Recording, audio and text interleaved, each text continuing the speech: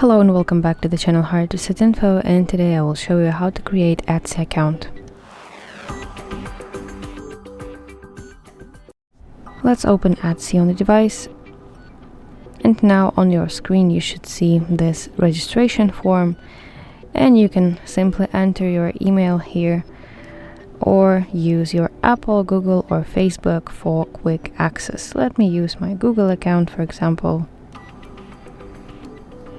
I want to select my account, continue,